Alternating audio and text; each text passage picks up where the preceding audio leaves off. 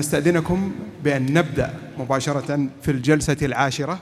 الجلسة العاشرة بعنوان إنشاء المدن النابضة بالحياة. وأتمنى أن تكون هذه الجلسة أن تتوائم وتستجيب لتطلعات الدكتور مشاري النعيم التي أثارها قبل قليل في الجلسة السابقة، وهي برئاسة روبرت بول المدير العام لمختبر المدينة ومدير الاستراتيجية العالمية أتلانتس. Please, Robert. Yes. Hi, thank you. Your Highness and distinguished guests, thank you very much for inviting us here to talk about vibrant and livable cities. I run a website called City Lab. We cover the evolution of cities. I can count that we have 100,000 readers here in the Middle East, and I'm hoping that we might add 150, 200 more today. I must admit, starting off, that I'm a little dissatisfied with the term of humanizing cities. For what are cities but just a collection of people who are trying to come together to make a better life? But I do find it very admirable that you're wrestling with one of the most critical questions of the 21st century, which is how do cities serve people, serve its citizens, versus the other way around. One of the things that we do in our reporting around the world is see that healthy cities that are sustainable, that are resilient, that are prosperous, are ones that engage their citizens, ones that bring the citizens into the conversations and the decisions about the future of those cities. It's moving from the decisions of a few people about the future of cities to the many. And today, you are wrestling with some very challenging and very impressive goals around not only the Vision 2030, but also the humanizing cities as a part of that process. And I think all of us together are coming to the conclusion from this conference and this conversation that more than the greatest asset that Saudi Arabia has is not its wealth or its global position, but its citizens. It's the people who live in cities and the role of the cities of the future. We have 3 speakers today who are going to bring a very unique and interesting perspective about how to make cities vibrant and livable. I will say I'm very pleased to be on stage with all 3 of them. I've experienced their work in many ways in my life, not only physically being in the places that they've created, but reading and being inspiring by the work that they do. So the first we have is Herbert Dreisaitl. Herbert is a director of the Livable Cities Lab. He is a sculptor, an artist, a landscape architect, and an interdisciplinary urban planner. He founded the firm Atelier de Dreisaitl, which is now part of the Rampol Group, in 1980 with a vision of livable cities inspired by a deep understanding of water. His particular expertise is in combining artistic aspects with environmental planning and implementation with regard to water in an urban setting. He works at the leading edge of urban hydrology and the treatment of waste and stormwater and realizing sustainable infrastructure, which combines city resources and needs and space for people. To irrigate, which I love, to irrigate topics related to sustainable infrastructure, he founded the Livable Cities Lab in the Danish Rampol Group, focusing on research and consultation. Herbert, the floor is yours.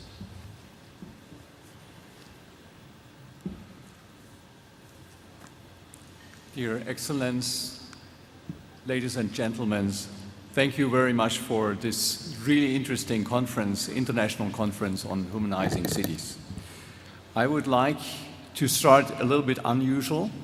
First, to take us to an experience I personally had to figure out what means for me, personally, livability. I was living in Algeria, and I was actually walking through the desert with a friend, a Tuareg, for about several weeks. And the interesting question is really, before we go to cities, what does it mean personally to us? What means livability? What is our inner energy, our inner spirit, we have, how we connect to the environment and to that what is more than just the physical things. When I would like to start as an artist and also as a scientist to basically focus on a very principled question about what is this quality of livability. And I take a simple water drop. What can a little water drop tell us about resiliency, about dynamic, about interaction with the environment, and what can it show to us? When you make a little water drop and you just take special light and you look the inner structure, you will see when a drop falls into a vessel, it creates a ring vortex. This ring vortex makes very, very interesting shapes and forms. These forms are transforming over some seconds into very interesting structures and inner forms and shapes, which create forms related to life forms. And then after a while, it starts to disappear. And it starts to delete, and it's often we don't see it. So the world around us is full of livability, but we usually are not aware about it. And we as humans have this very strong connection to water as a life force. We are part of, mostly of us are, we are a big part is just in ourselves as water. When we think about humanizing, it's also the question, how do we relate to something which is more than just our physical being? And I think in the human tradition, there is a very rich experience how we actually are in cities also contemplating in many different ways. And one important part is how to use our senses in architecture, about sound, about light, about the atmosphere. And I think this city is a perfect example. So humanizing cities is not just making something work. It is really about our spiritual connection to that what is between us and the world. It is also about people, and we will hear more about this, how to create places in cities to connect and to get together. Cities are where people come together. And it's finally also a very important part where we reconnect to something which is more spiritual. I think that is what makes cities for humans. Well, there are many ways how to work with this. As an artist, I have been working in many, many different forms, especially with water, studying how to bring beauty into cities. But more than that, I'm also interested how to involve people, how to bring people more active and really to interact with families and simple people on the roads, everywhere, how to humanize cities by bringing people to deeply connect to what is the environment in an urban city. It can be done in many different forms. And I would just like to mention as a starting point, there are different ways to look at it. One is all the questions we have about making physical things better, which are the standard of life questions. On the other side, we will talk more about the quality of life, which is related to many other things which are more on the soft side. How to measure them, how to actually bring them up, and how to make them more interesting, and how to make the cities more human. It is very much not only about the standard of living, it's very much the question about quality of life. We will discuss this more. It includes social well-being, spiritual well-being, connection, happiness, and all these things matter in many, many ways. Our cities are getting more and more dense, and we have the problem how to use open spaces or how to create a realm for a spirituality in our cities. But it is important. If we think about all the health problems, and I would like to mention very quickly about some points about health. The health problem we have around the world is that people don't move anymore. People are not educated to eat the right things. We have diabetes, we have overweight, we have many children in this world are already having problems with diabetes and other things. We can fight against that in making our cities more human. by bringing people more out, bringing people more walking, and really having more the environment. Another point I would like to mention on the urban health, more on the psychological side. Depression rates are going up. In many cities we have that people have burnout problems, they cannot work anymore. So cities are not anymore containing the qualities to humanize, but just the opposite. There are many points how to come up with better solutions for that. If we just look at depression rates around the world, about mental questions, just make a short break.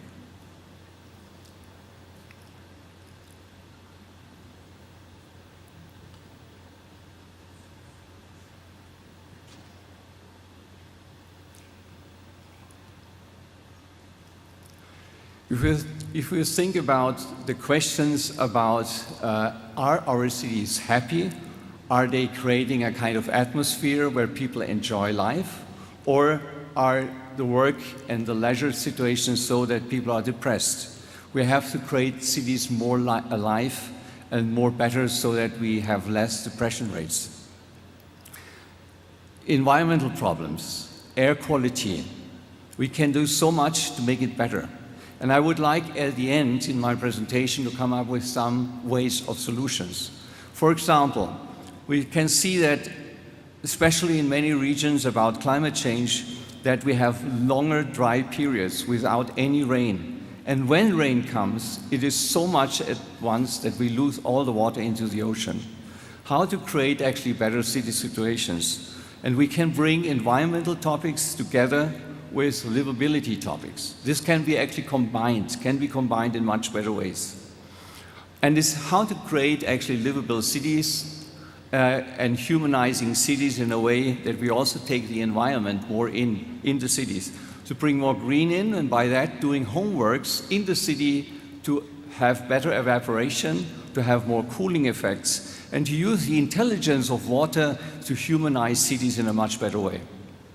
Some examples I had my personal experience. For example, the center of Berlin is collecting every drop of rainwater, is recycling the water, using grey water technologies, and bringing water as in the public realm as a kind of inspiration to make the cities more vibrant and more alive, and to bring beauty in the cities back, not just technology.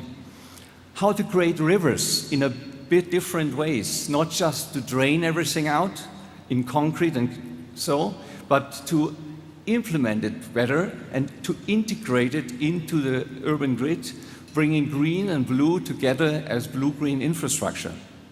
Even if we have very less opportunities or very little opportunities where really water flows, you can create a canal or a river as an asset for people. Like we did here in Singapore on a large scale for the ABC water program, active, beautiful and clean, to bring the environmental topics and livability together. Finally, what makes humanizing cities is also about interaction with people. It is so important to have multifunctional uses, and I will take one example here in Portland, where we created an inner section of a park, where we started, and this is what I highly recommend also on this topic, we have to work and we have to ask the people, the local people, and there are different ways of engagement and of ways of getting people on board in the planning process, in the kind of discussion. Not that you have to make everything decided by people, but basically to get them into the story and to listen to the genius loci. What wants to be born in a city? What makes it unique? It's the people who actually bring often the best ideas. Like in this one, we created a park which is lower. It has its own atmosphere. It has a very special soundscape. We recycled old material. We made it to a unique place in cooperation with a public engagement. That can also make things better, because when you get citizens on board, you have less vandalism, you have less maintenance costs. And this can be proved on many interesting examples and projects. Finally, I think interaction of livability and humanizing cities is that we create opportunities where people can spontaneously also create art and bring performance and interact with each other. Great places and great cities always give these opportunities. And I think that's very important, also for contemplation. So finally, to bring that all together is an art. And you have to break the silos. A problem we have often in city planning, that we have experts on all different parts. Good solutions in humanizing cities means you have to break the silos, let them speak together, and bring solutions which are coordinated and brought together. And they can be sometimes really interesting or funny. You know, it is the personal experience. What is it when you see, for example, the hold water back? This is one of a little playground where kids can actually experience how to hold water back. Often projects to make cities more livable and more humanizing are not the big projects. They're the small details, the many small details which create a great place. Finally, I will end with this for the opening. My personal experience going into the desert to find out for myself what means livability to me. And it's the absence often of things which make us so much aware about it. Thank you. Thank you. Your Highness, thank you for coming to this session. Welcome. Herbert, I can say that I have experienced some of Herbert's designs with my own family, and they do bring together people, and they are fun, and you meet other families and you connect in ways that are important. Our next speaker is Michael Sorkin. Michael is an architect and urbanist whose practice spans design, planning, criticism, and teaching. He's a founding principal of Michael Sorkin Studio, a New York-based global design practice with special interests in urban planning, urban design, and green urbanism. For me, Michael is one of the most essential architectural critics in the world and is joined by a very few people who have spoken passionately, intelligently, and deeply about the importance of architecture. He's authored numerous articles and books on the subjects of contemporary architecture, design, cities, and the role of democracy in architecture. Michael. Assalamu alaikum. Thank you for the invitation to this fascinating event. I have far too long a text, so I'm going to begin to read it very rapidly. In 2011, as part of a global uprising dramatically launched by the Arab Spring a year before, millions of Americans, including thousands of New Yorkers, took to the streets as part of the Occupy movement. Like the demonstrators in Tunis and Tahrir, their demands were at once general and locally specific. What was clear to all, however, was that the system wasn't working and that its failures were all about the ways in which it put people in their place. The protests were over how authority sorted people out, relegating some to the miseries of the slums and others to the mansions of luxury, offering some the power to speak and others the gag of silence. This idea of social sorting, of knowing one's place, is easily translated into a question of rights. And many people have been deeply influenced by the idea, or originated by the French urbanist and philosopher Henri Lefebvre, of a specific right to the city. Something now inscribed in both UN Habitat's New Urban Agenda and in the national constitutions of a number of countries, including Brazil and Ecuador. Certainly this right, which defines the actual publicness of public space, must be understood not simply as a matter of access to the city's spaces and resources, but as the power to remake the city in line with our own dreams and desires, to change ourselves by changing the very process of urbanization. In this vision, the production of public space as both place and idea must be shared by those who use it and who produce it, and to whom it belongs. To possess urban rights is always to be part of a public, the community of interest and affinity of those who share them, including the community of those who want the right to be left alone. But the public is not uniform. It's always a multiplicity. The city is comprised of many publics. And here I've had a very interesting experience of the way in which this sorting takes place. It's always wise to know something about where you're going before you write about it. And my understanding of Medina was that the center of the city was excluded to those who were not part of the faithful. I discovered, to my great delight, that this was not in fact the case, as it is in Mecca, which allowed me to visit one of the most beautiful, compelling, vivid, and indeed thrilling public spaces of my experience. Likewise, the gendering of publics plays a major role in the way spaces are deployed and accessed in this and other countries, including the United States, which also has a long and sad history of racializing its publics. All of us are acculturated to use space in very particular ways, depending on who we are and on the legal, cultural, and psychical norms that govern our choices and behaviors. Too often, however, designers fall into the fallacy of thinking of the public as uniform and produce spaces conceived in an overly idealized fashion, as if the form and use of public space had culminated in the piazzas of Italy. In this homogenizing view, the task is to inscribe such successful spaces in cities around the world, something we see more and more of. However, by taking these places out of the context that gave them their meaning, they become generic and impoverished. To be sure, we have a lot to learn from these originals.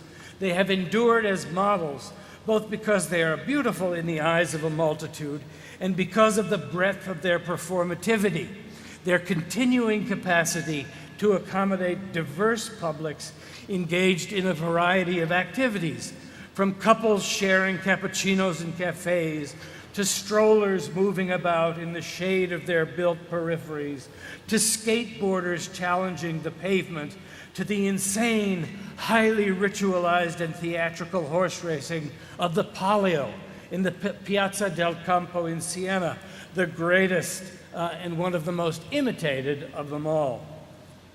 The successful activization of public space clearly depends on forces and habits beyond morphology, and their success at attracting people can take unexpected forms. For example, there's a place in Manhattan called Zuccotti Park that became the central encampment of the Occupy Wall Street protesters. The park is the size of a city block and not particularly distinguished architecturally. What set it apart, however, is its legal status. Over the years, New York City has devised a series of instruments to induce private developers to create public spaces being a trade-off or bonus system. In this case, the city relaxed existing zoning regulations to permit a much larger building than otherwise legally allowed in exchange for the construction of a park on an adjacent lot. These localized so-called public-private partnerships can sometimes produce useful civic results, but always abrogate something fundamental in democratic culture by making the right to the city dependent on the ability to make a specific deal. This has the corollary effect that in an environment in which no deals are to be had, rights are lost. Public space always embodies vital information about how a given society shares its wealth, and it's no coincidence that these partnerships tend to flourish in already wealthy parts of town. The deal that created Zuccotti Park, however, had an unusual and clearly unanticipated side effect. Because the place was privately created and managed, it was not subject to the usual regulations found in fully public parks. The original covenants that governed the space had failed to stipulate fixed hours of operation, and it was thus legally open around the clock, which allowed its 24-hour occupation by the demonstrators. To the chagrin of many, this private space was effectively more public than the legally public spaces actually owned by the city, and became a permanent camp for a raucous and well-organized group of protesters who were there to denounce the behavior of the very bankers and brokers in the building that had bought its right to look down on them by providing the park.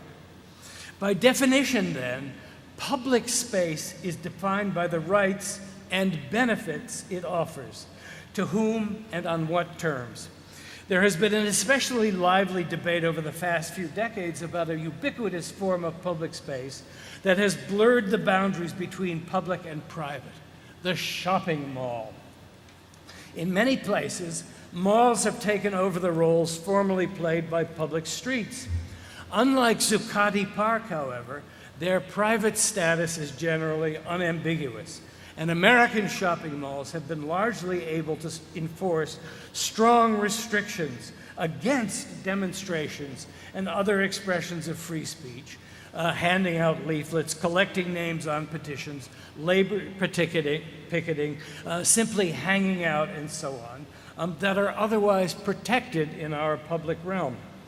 The problem is not in the necessary distinction between the activities that are proper to private and public spaces, which are always codependent and mutually produce each other. Rather, the issue is that malls have so often caused the replacement of street environments that have been unable to compete economically, and the resulting loss of situations and possibilities that are particular to the street, an indispensable bulwark of urbanity.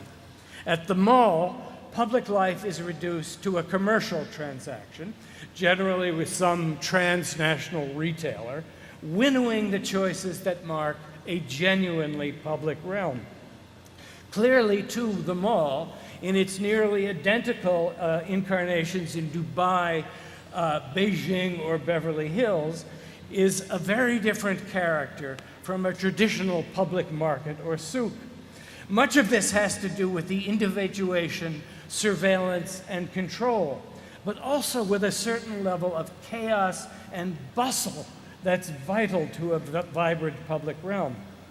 To be sure, the North Korean mass games or WrestleMania are public events, but depend on a lack of exchange and a high level of passivity, often manufactured as spontaneous enthusiasm to structure the public experience. A slide out of sequence, excuse me. Cities are engines for bringing people together, and the good city orchestrates a dialectic between private and public behaviors. Public space is the great territory, not just for interaction or convenience, but for organizing and supporting differences among people. Good cities manage the relationship between ourselves as individuals and as parts of publics in ways that not simply minimize the abrogation of our individual prerogatives, but also protect and open up new possibilities to share. For example, one important quality of public space is that it produces accidents. Cities are juxtaposition machines, engines for bringing people together, and their importance, indeed their nature, grows from the way in which they allow us to enjoy both regularity and surprises. This means that the good city will maximize happy accidents and minimize those that cause distress. The discovery of a delightful new route, or an unexpected cafe within a familiar territory, or the chance encounter with an old friend are things that a good city makes possible uniquely. I think I have passed my 10 minutes, but as a designer with a long interest in shaping the public space of the city, I've engaged questions of space in various ways over the years. And rather than patronize you with unrequested advice, I'd like to very quickly show you a few designs we've done that beg some questions for public space in general, which I hope will have some resonance for Saudi Arabia as it accelerates through what is surely going to be one of the most fascinating cultural and spatial transformations of the age. The question for everyone working on this is whether the country will find innovative ways of taking advantage of being a late and uneven modernizer to avoid predecessor mistakes and adapt a wide range of artistic, technological, and social innovations to its advantage. While I barely know Saudi Arabia, I can see the scale of both the opportunity and the danger. How to deal with exponential rates of growth, with cities that have become too quickly huge and not quickly enough dense, with a very demanding climate, with a special complexity of publics, with the domination of planning by cars, and with a limited, if profound, history of urbanity on which to expand. In solving these problems, I truly believe Saudi Arabia has an opportunity to teach the world. I think I've run out of time, but I will quickly show you these images without reading the accompanying text. You know, the problem with being an architect at an event like this is that it's irresistible to show a few examples of one's own work in the desperate hope that someone in the audience with the possibility of employing you will be fascinated. So quickly, a few themes in the creation of public space and a few examples. Public and private distinctions are absolutely crucial, and these are images of a park we're just completing in China, in which a shopping mall is disguised as a public park. The most pure form of public-private relationship I've encountered. Free assembly is something that I believe is absolutely vital to the creation and the nature of public space. And this was our response to the call for rebuilding the site of the 9/11 disaster, which we thought should be the expression of democracy in space, which is a pure form of free assembly, something that New York, in fact, lacks in a dedicated way. Taking back the street is something vital. In most of our cities, the space of the street is the major portion of publicly owned open space, and we've done, via our nonprofit institute, a series of proposals for taking 50% of the street realm and putting it, taking it away from the automobile and giving it back to systems. The idea of creating new and more complex pedestrian networks in the city is vital. This is an intervention in a mahalle in Istanbul in which we laid in new green networks based on the famous agricultural plots or bostans of Istanbul. A green network laid in the traffic network. The idea that there are many publics is absolutely vital. This is a park in China in which it's organized in an urban block pattern, but each block devoted to a specialized public, to small children, to the elderly, to teenagers, to students, to people interested in science, celebrating the fact of public diversity and organizing it for the enjoyment of each of these specialized publics. The idea that the city must be complicated is also vital to a dynamic public realm.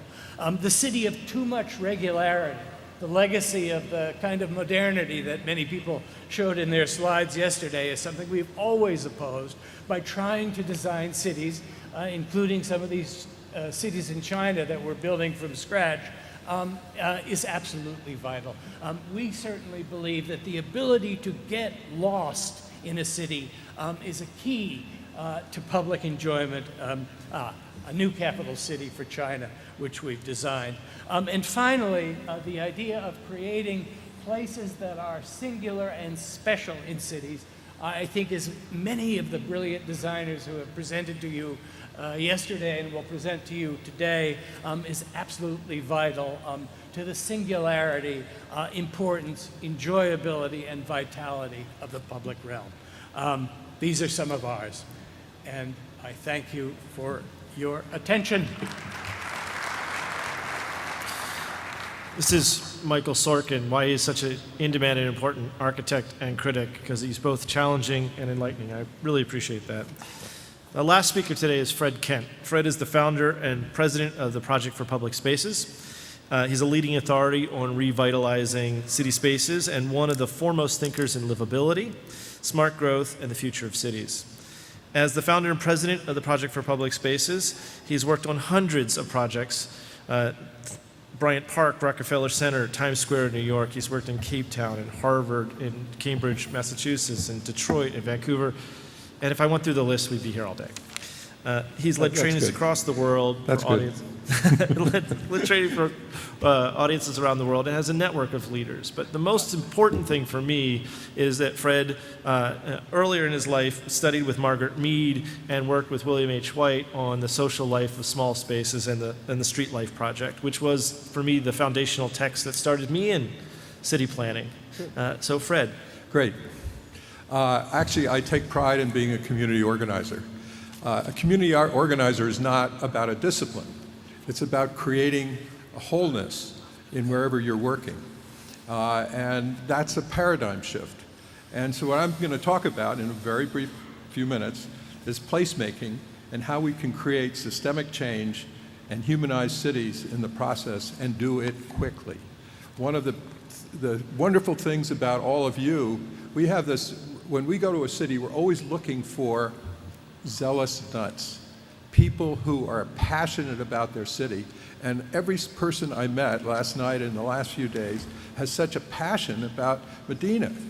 Well, zealous nuts are people who don't know what they can't do. And that is what cities need. They need these people that are going to take something that make it local, make it functional, make it exciting, that's about that place, that brings people to that place. So if you are a zealous nut, just keep going, because that's going to shape this city in a future that is going to make it one of the 100 great cities of the world. So we've worked everywhere. And I spent 43 years now traveling probably 7 or 8 million miles, working on cities, some 3,000 communities we worked on around the world. And I really like this statement, because I think it reflects a lot of what you've been saying here today, that you can't govern the diversity and complexity of a 21st century society with separatist, specialist, mechanistic 17th century concepts of organization. So what we have said, and someone came, I was leaving a meeting in, where'd it go? I missed it. Yeah, okay. So, and then the UN Habitat, this Dr. Close talks about what is the paradigm for the city of the future? And I think that's another question that you're asking.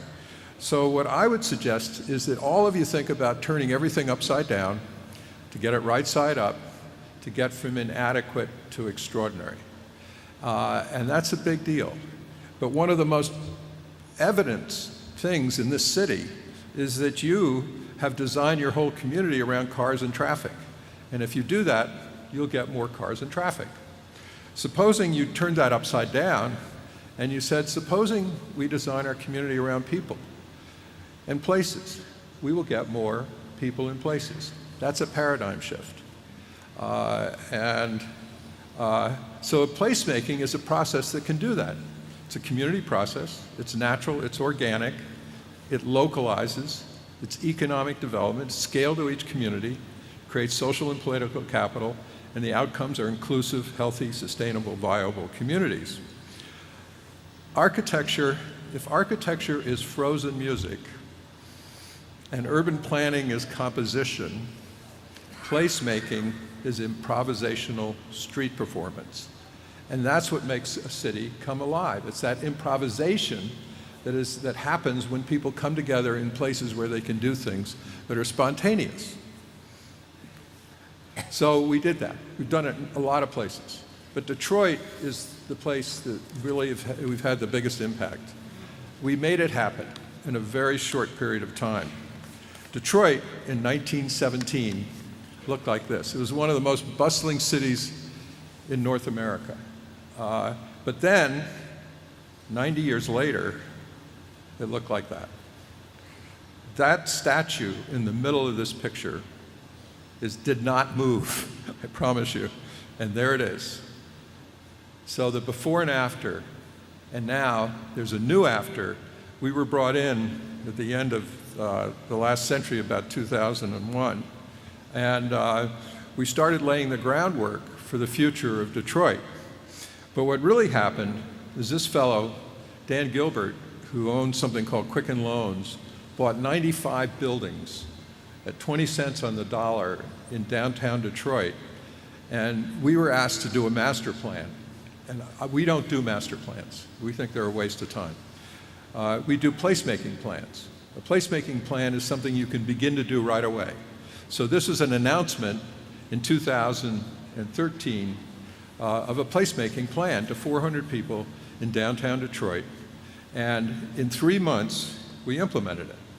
And we created, through programming and activation, these kinds of activities that, and the month we activated it, we put in a beach in the center of Detroit. And this was put in the same month that Detroit declared bankruptcy. So you see this sort of downside, and then all of a sudden, as hit the bottom, the beach comes in as a symbol of the future.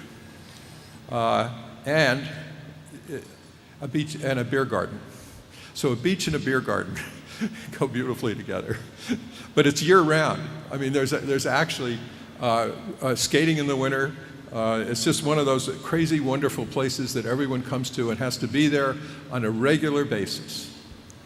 So how do you do this? The strategy for implementation. And when I called Dan Gilbert a zealous nut, that became his driving force. He loved the term lighter, quicker, cheaper.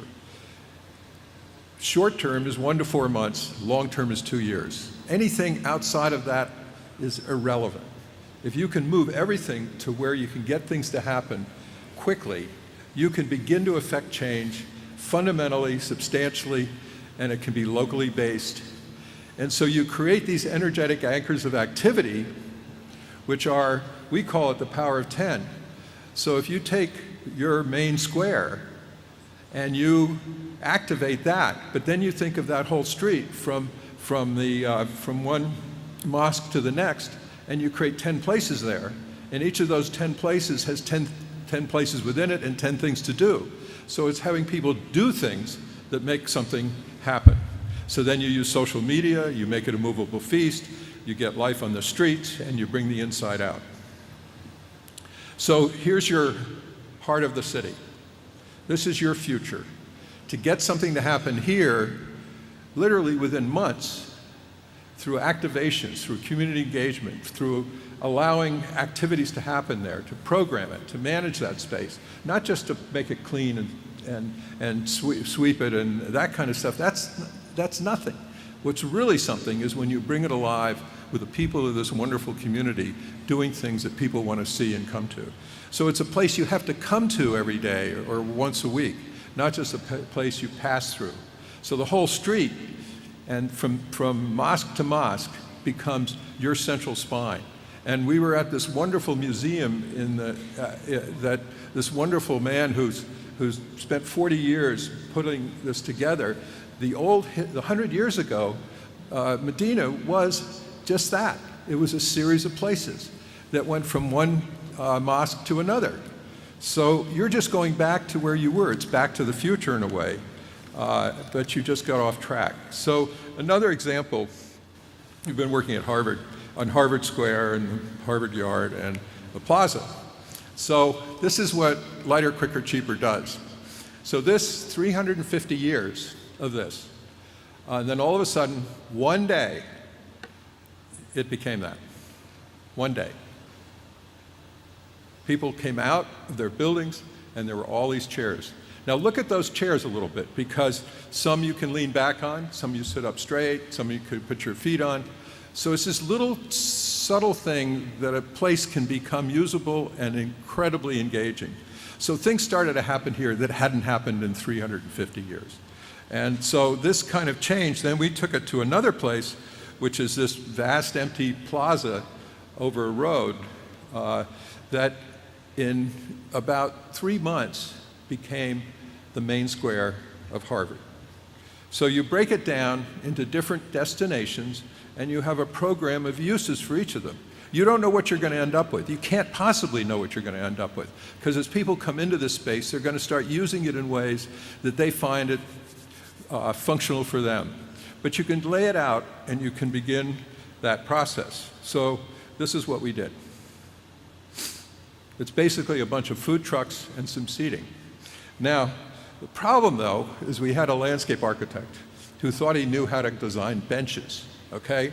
So these benches don't work, but he thought they were incredibly ergonomic, incredibly expensive. So we had to get bean bags to have people use those benches, even to the point where people would use a bean bag on top of the bench to make it comfortable. So, but then this is all programming, and it goes on year-round with all kinds of different activities going on, and it became the heart of the Harvard-Cambridge community, the university and the city. And it's thriving, and people come there, and you know what the benchmark is? The benchmark is how many times you meet someone else in that place. That's the benchmark. So it's a phenomenal success. So what I'm really getting at is we need a whole new system of change. And by doing these demonstration projects like your main square and a series of other places in this city, quickly working with the community, you can actually have a big impact. But then you need a movement. You need to build a whole coalition of people that are going to help to make that happen. And then you need to create systemic change, because the obstacles are enormous for that. And so what we've done is we have this Placemaking Leadership Council with now 2,000 people around the world who are committed activists, committed zealous nuts. And they're mostly young people. They're 30, 40-year-olds who are creating change in the communities they're working in.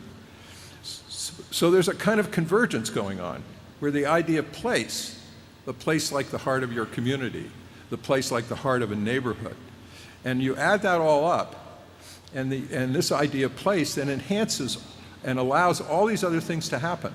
Climate change, arts and culture, urban equity, community engagement, local economies, public health, historic preservation, all of these benefit from these places that become sacred to the people in their communities.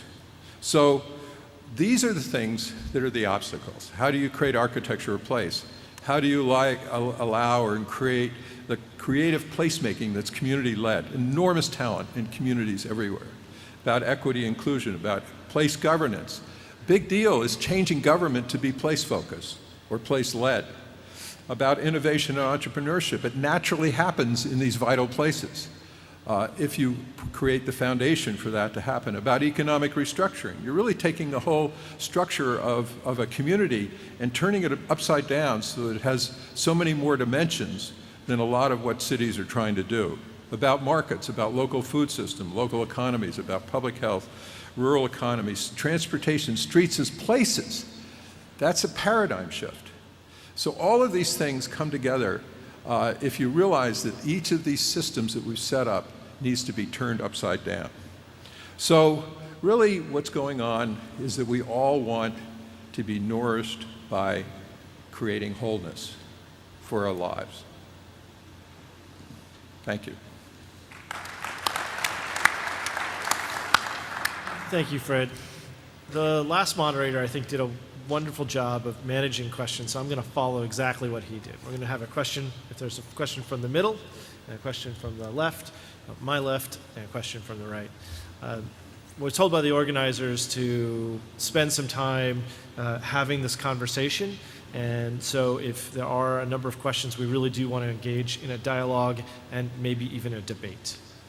So a question from the center. Your Highness.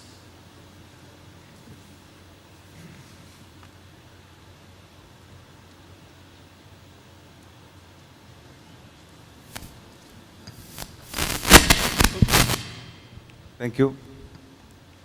This is a question to the whole panel, including and particularly the moderator. In all cities you visited around the world, which is your favorite public space and why? Why don't we just go right down the row? Well, the favorite places, I would just spontaneously, if I one, okay. Oh, tough. I take Siena, public space of Siena. Why? What I like is actually the asymmetry of the place, the sculptural form of that place. You know, it has a dramatic slope. It has a very interesting composition of this beautiful building in the middle, Pentagon, and the whole composition, how it is surrounded, and how multifunctional the place is, and the proportion of the scale of this space is fascinating. And you cannot copy it so easily. I think it fits there very well. You asked a particular question about favorite. I would have to say my favorite space is a street in Portland, Oregon, where I used to live, called the Alberta Arts District. It was intimate. It was small. I saw my friends along it. I ran into other families when I had young children there. It had a cafe that you could sit on the weekends and you could do your work, or follow, or read your email or read the paper. It felt intimate and small, but up and down the street there were people that we knew, places that felt like home, and it felt like an extension of my home. I've been to wonderful, wonderful places, dramatic places, and they inspire me, but that was my favorite place. Let me give a slightly different example. Beloved as Central Park or the Piazza Navona may be. I'm going to choose a network, which is the irregular street pattern of Greenwich Village in New York City, which is preeminently a public space. But to extend my argument about getting lost, I've noticed a very interesting phenomenon in this public space, which is it's not very extensive. It's a rare pattern of a medieval pattern in the midst of rational New York. And I lived there for 30 years and noticed that all of my neighbors were not quite the masters of this space. Everybody was one or two streets short from being able to competently give you directions, which meant, I thought, that people were retaining the right to become a little bit lost and a little bit confused within this space. So it was a public space that, due to its complexity, engendered surprises and constantly renewed the possibility of experience within it. So my favorite public space is the New York City subway system on a Saturday morning, where I can get on a car and I can look at everyone on that car, and I'm going to see someone from every part of the world. And my fantasy is to go to each one of them and ask them, what did your grandmother and grandfather do? And where did they live? And I would have the world covered. So if you take that idea and then you move it to Union Square in New York City, you're going to get one of the most diverse, complex, dynamic places anywhere in the world, and you'll find everyone in the world coming there. And the best public spaces allow erratic, unusual behavior, because people who are a little bit crazy like to show their craziness, and they like to be in a place where people can kind of watch them and enjoy that, so that everyone realizes that they themselves are maybe a little too normal. And they want to break out of that normality and become a little bit more open and more dynamic in the environments that they're in. So public spaces create opportunities for people to become different people, to become part of a different world, to be connected. You can't hate people when you're around people from everywhere.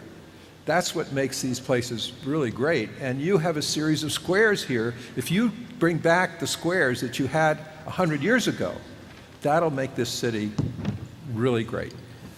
May I respond to that briefly? I mean, good answer. I ride the subway a couple of times a week from my studio to the university. And one of the things that increasingly strikes me on the subway is that I am often, and this goes for the elevator going down as well, that I am often the only person in the car who is not attached to some electronic device. One of the things we haven't yet discussed at this conference is the way in which this global, as it were, shared space is interrupting the physical presentness of traditional public spaces. And this is one of the points I was trying to make and say we all reference, Siena or Central Park, but the attachment of people to this disembodying space is something profound and something that I think we need to address because it's perilous. Well, I'm going to take a moderator's privilege here because I had a question prepared on this subject. So young urbanists from around the world are actually leveraging the power of technology. There's not only is a tool to make better decisions for city managers, but as a way to help contextualize space. And so the question I have is that in this frame of technology, humanizing cities is becoming about providing context for individuals, not neighborhoods. This means helping people move across the city, helping people anticipate the person's needs based on their interests, on their location and context, and even customizing services for the city. As an example, I know that you like coffee or you like tea. You're moving across the city, you may be thirsty, here's a place that you can go and get tea, and you can sit down with your friends at this. So let me ask the panel for a very brief question or answer, because I'd like to get to the audience. Where do you see the value of technology in the role of humanizing cities? I absolutely agree with you, Michael, that I sometimes myself am there, but there is the potential that we get beyond the notion of technology as taking space away from us. But what is the role in humanizing cities, and how should Saudi cities and communities invest in technology to make cities more responsive to their citizens? And Fred, I think I know what your answer is. What I think the real focus ought to be in a public space is to make it so interesting that you don't want to get on your device, or you go to that place to pretend you're on the device, but you're really looking around at the same time. You're taking it all in. So when you start seeing the way people use their device, or not use it, but use it as a hook to be in that place, that opens up all kinds of possibilities for people. So I think there's been a positive aspect of it that does bring people. They can go to their public space. They don't have to wait at home for a phone call. So I think there's a very good positive stuff to it. But I love to watch people not use their machine. Michael, do you want to add anything? Only to say that I'm something of a smart city skeptic. Makes me nervous. I mean, it's the Facebook problem. We've all confronted the fact that this social network, in fact, turned out to be the largest data gathering and spying network in the history of the planet. So this is a Janus we have to confront. Too much of smart city technology at this point is about surveillance and data gathering by faceless forces. Certainly, technology is important in effective management. But we, I think, need to focus on the technologies that achieve results that we can state as being desirable. Environmental management, obviously mitigating the bad effects of traffic. But the general surveillance the sale of this technology, its utilization simply to sell people things, I think that's the direction it's going, and we need to be very wary. Herbert. I think technology can be used in a very smart way to make interaction between people and places. But it should be an instrument which you can use and not the other way around, that the technology dictates the behavior of people. But a very interesting example, I just give one. We did an experiment, and I did create on the World Exhibition 2000, a plaza, which still exists, where people can sing or can speak. And there are sensors which take the sound and create it on water movements and light reflections, and you have suddenly on the panorama, on the facades of the buildings, you see your voice making structures. So it's a technology which is interactive, where people are artists suddenly and create the space and change the atmosphere. I think there's more and more things we could do in the future to create different lights. If people walk over a plaza, suddenly the light is changing because more people come, so that there's a kind of interaction between people's movement, or people interact with the surrounding. Yes, thank you. It's a question on the left. Yes, please. In the second row, please.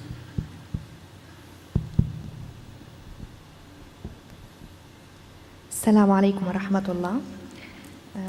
شكرا لكم على هذه الجلسة القيمة.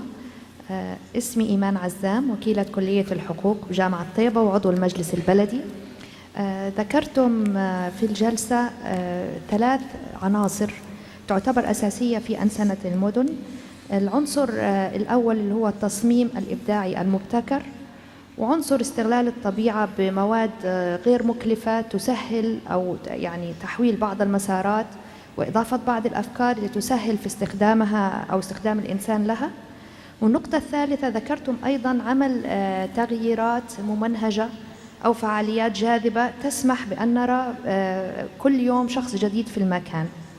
السؤال هو ما هي الجهة المسؤولة عن أولاً وثالثاً، يعني عن التصميم الإبداعي المبتكر ثم عمل الفعاليات هذه الجاذبة؟ في الأغلب أنه المهمة مختلفة وتحتاج ناس تخصص مختلف. كيف يمكن إدارة الجهتين وتحقيق التنسيق والتكامل في أنسنة المدن؟ وما هي الجهة المختصة في الغرب عن هذا الموضوع؟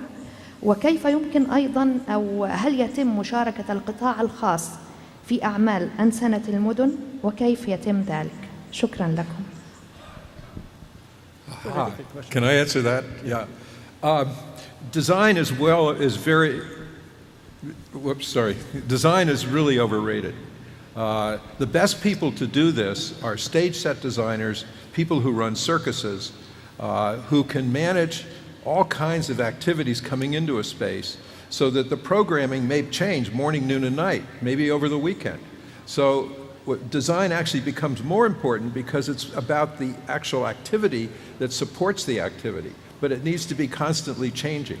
So whenever I hear someone say, we got to go get an architect to do a design of a public space, I cringe, because the real life of that public space is going to come from people using it and the activities they'd like to be doing to participate in it, and how they begin to connect with other people in spontaneous ways. Serendipity is the absolute goal of every public space, to have serendipitous moments for everyone in that space, to be alert, to be alive, to see something, to be engaged, to want to come back, to go back home with a new way of thinking. It's the most democratizing way.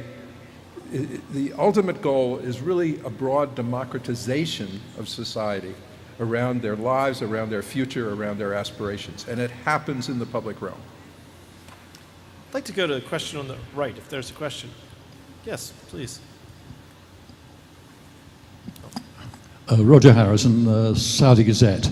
Over the last couple of days, I've been fascinated to hear the conference gradually drawing itself to the point we're at now. The distinction between place and space. Space being an area, place being space with people in it. And without people, spaces do not become places. And places happen because people want them to happen. Referring to our last question, I hear organization, I hear delivery. Going back to yesterday, delivering, to quote you, 17th century concepts of delivering spaces to cities is not the same as delivering places to cities. And central to all this is the engagement of human beings in their city. And again, referring to the last very good question, how do you make this happen? I've got the feeling you just let it happen. Look around amongst the community. Who's got some ideas? What can we put there? Engage the people and let them design their own city in the spaces you may provide.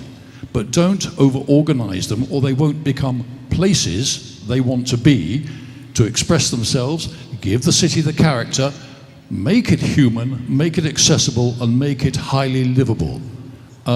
What would the panel think of that? Referring also to the last question, which was a succinct and very good one, I think, and wanting to defend a little bit the expertise of architects and designers, one of the things that sort of modernism proposed to us was that it was possible to conceive of and construct cities all at once.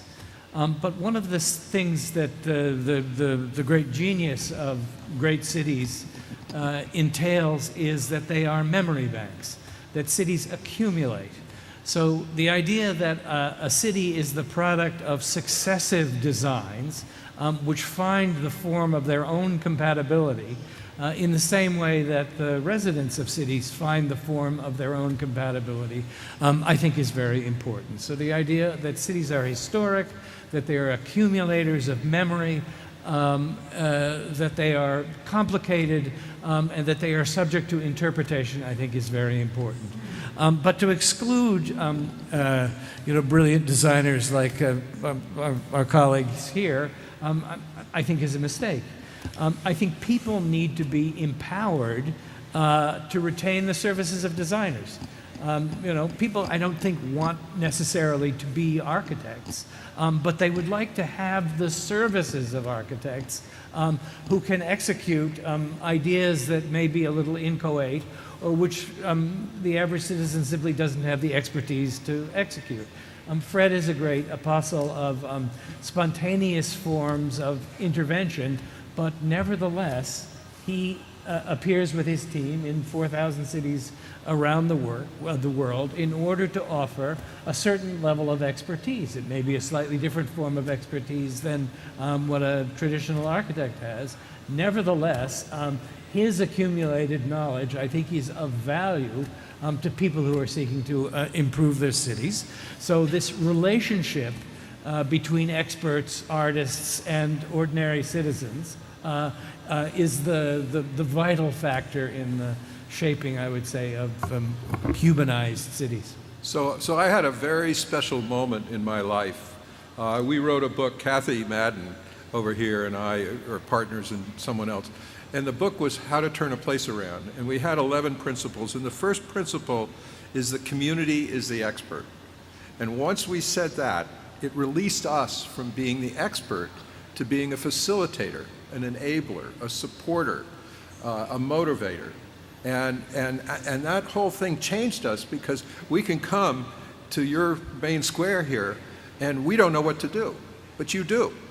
So how do you bring that all into that place and give it the richness that you all have here and make it come alive?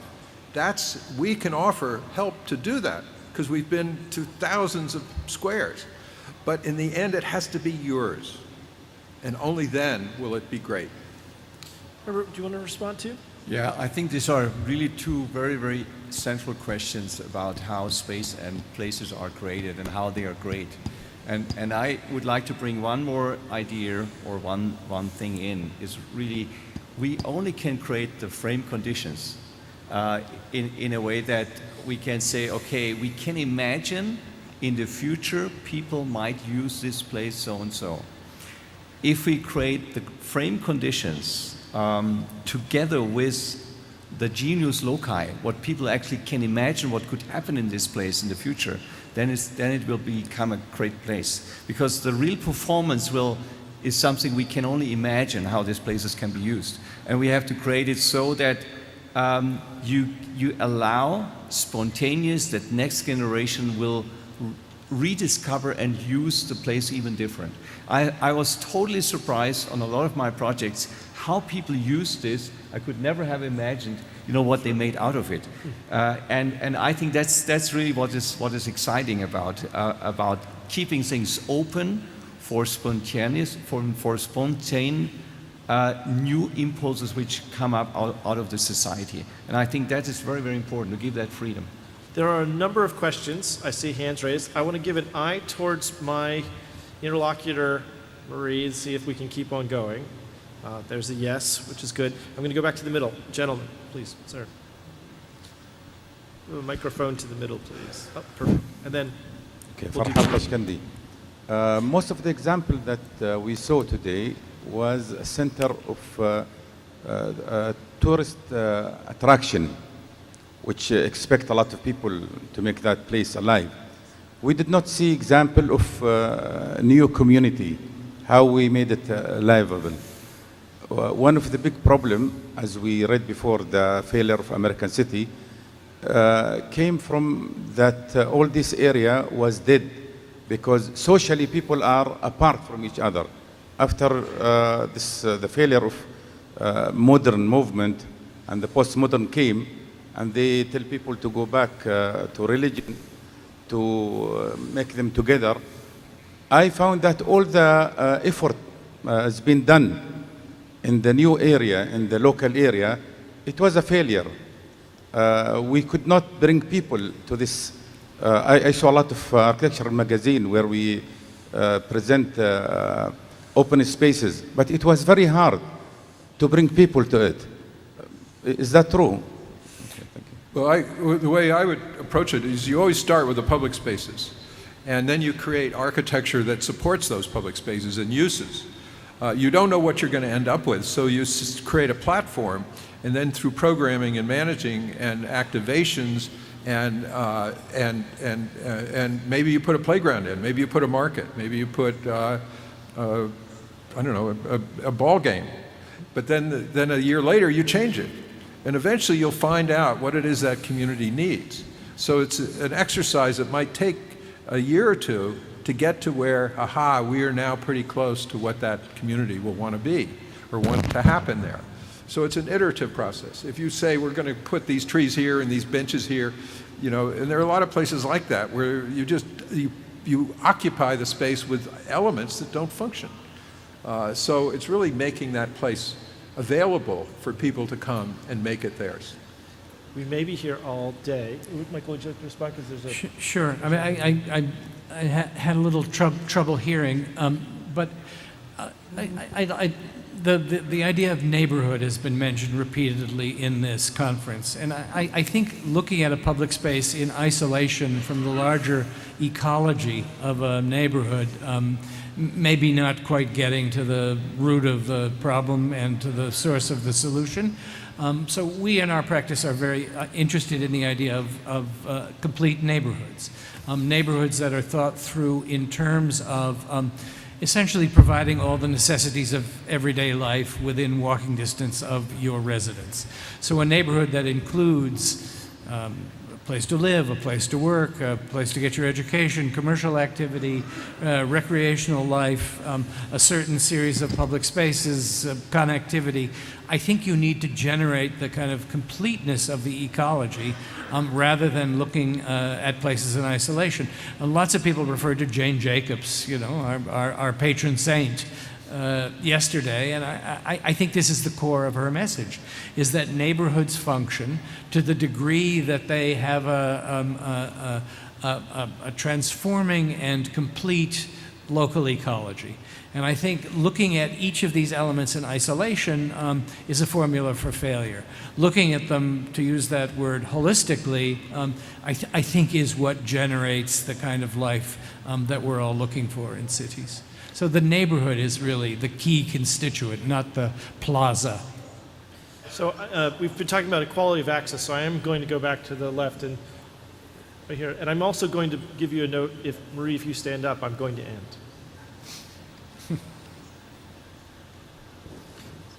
Go. Oh, sorry. She's good. Please, and then we'll go to the left. Sir. Yeah. Please. Me? Mr. Okay.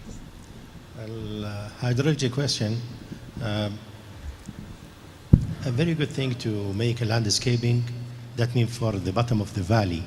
But sometimes when you had a limit cross-section for that valley, surrounding with a high building or properties for the private sectors, to expropriate that building, it costs you a lot. So you need to maximize the velocity of this discharge you have. In this case, I think you couldn't make that mean planting inside or planting that mean the valley, the bottom of the valley, and you make a crushed stone or the stone inside that one.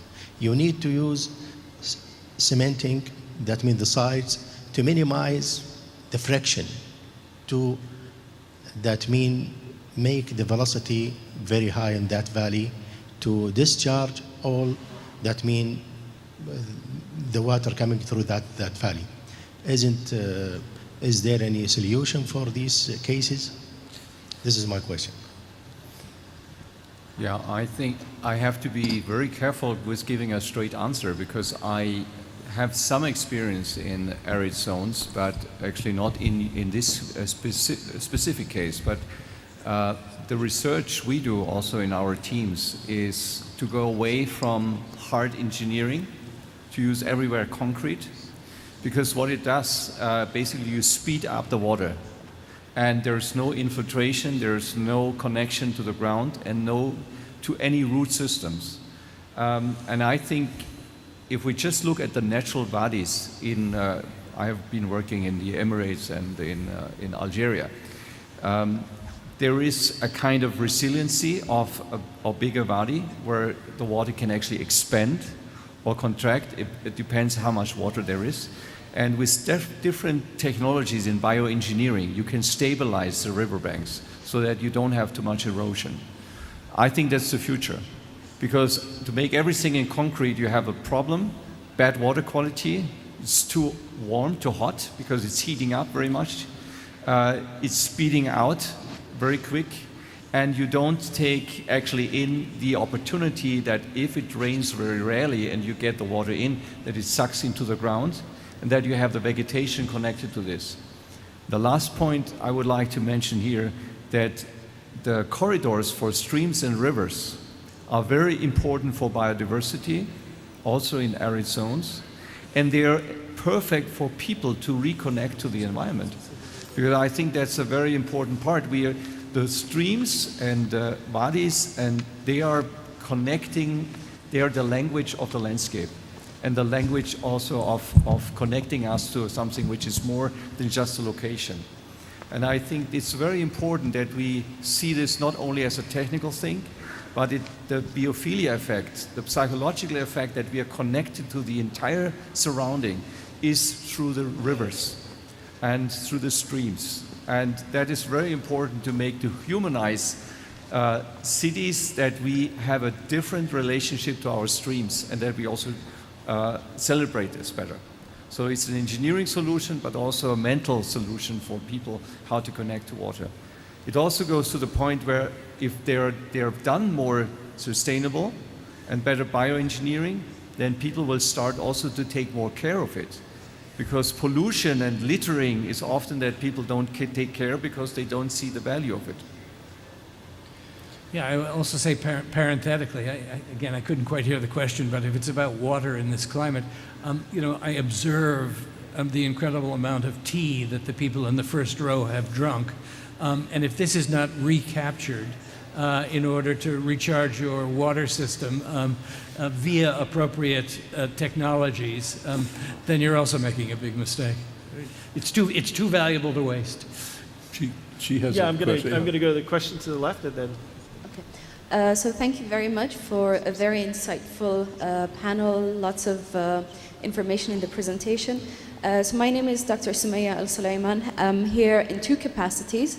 I'm the Dean of the College of Design at Imam Abdurrahman bin Faisal University, but I'm also a municipal council in the Dammam metropolitan area and very much interested in public spaces. My question is twofold. I'm really interested in, first of all, the temporal aspect of all of these public spaces, because you talked about design and also the ability of adding, let's say, props or the seed, the programming of what might happen in these spaces, and then allowing it to kind of flourish and people to take over.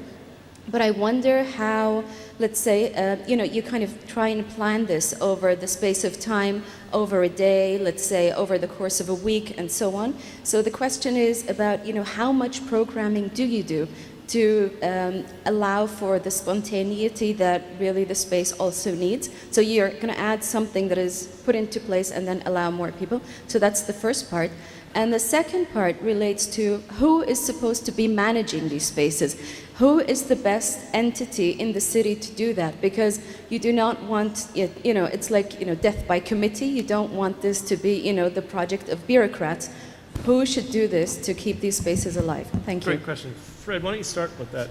Well, I want to say that there's a lot of design in programming. But it's a different kind of design. And that the programming, the flexibility of that can change morning, noon to night, seasonally, and that's what makes it spontaneous. So you need people who understand that complexity. So the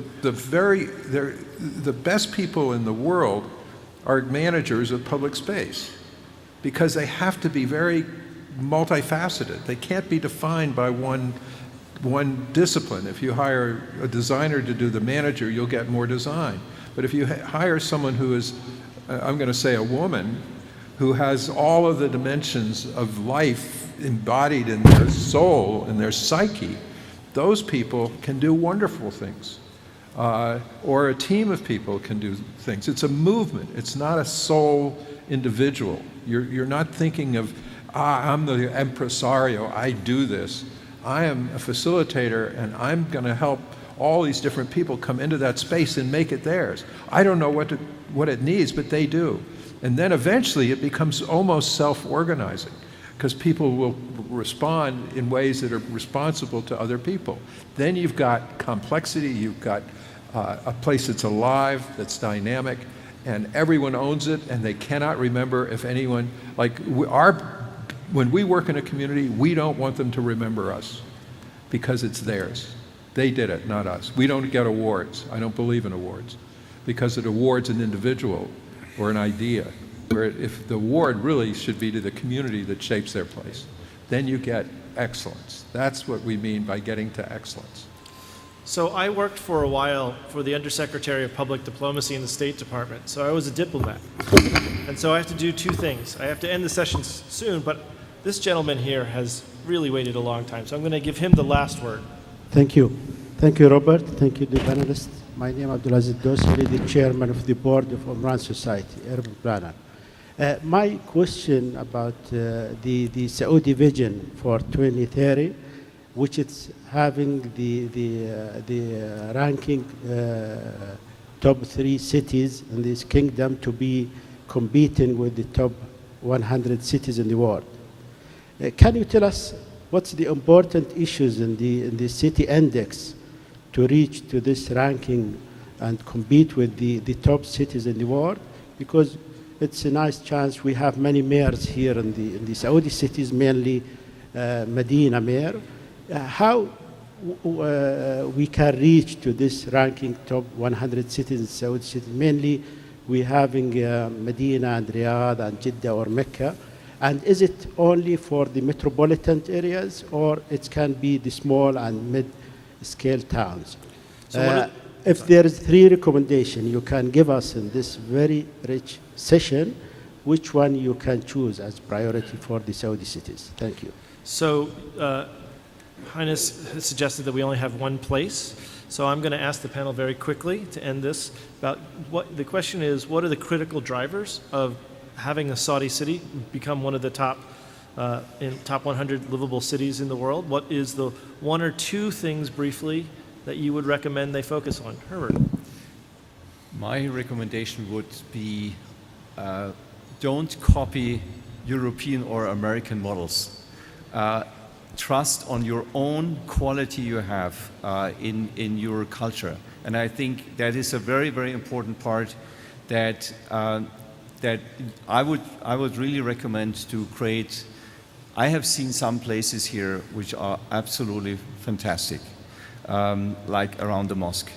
And I think to use this and bring it more into the regions which are more where the people live. So, and to change these places and to make them better, and to involve the people in the process and let them take ownership also, even sometimes from the maintenance, and to create a very strong link between the people and the places. I think that would create a fantastic city.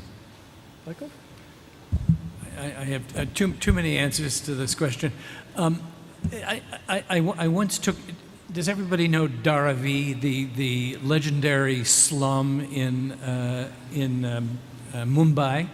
You know, allegedly the largest slum in Asia. So I once took a tour, you know, with a group of urbanists that was led by community members of this slum.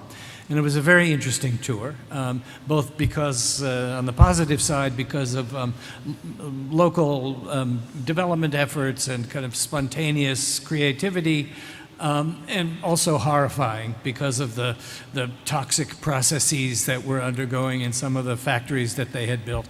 But at the end of the tour, the group was gathered together, and the person who led us on the tour said, who was a community member, said, I hope you enjoyed your tour and learned something.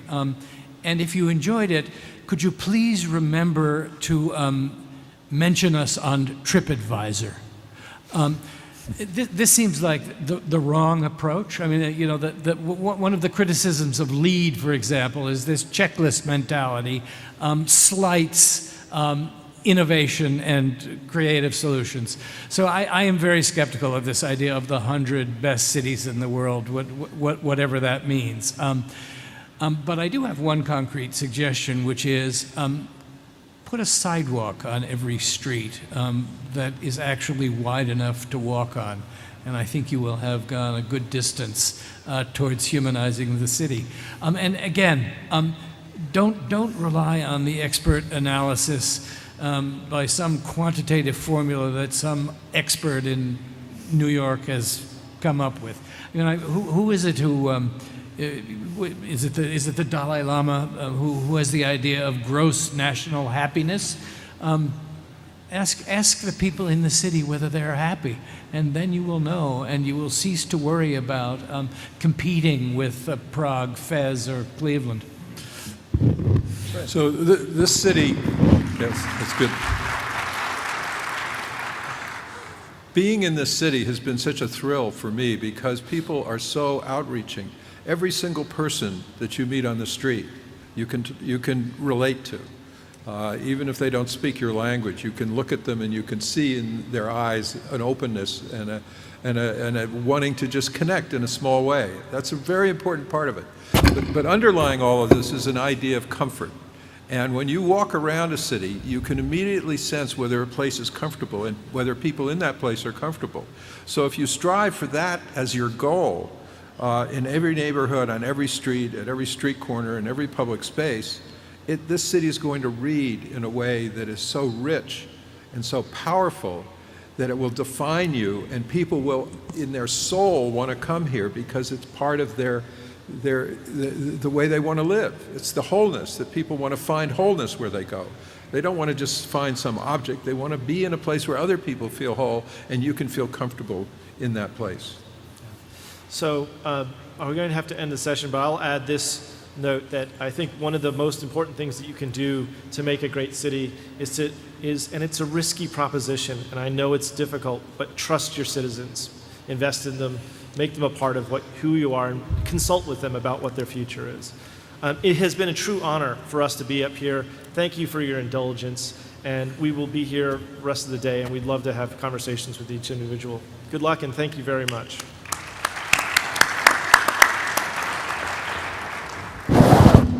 That was a very interesting session. I would like to thank you, Paul, very much for chairing and being a moderator for this session. I'd like to thank Fred, Professor Michael, Herbert for being with us in this session. Thank you very much.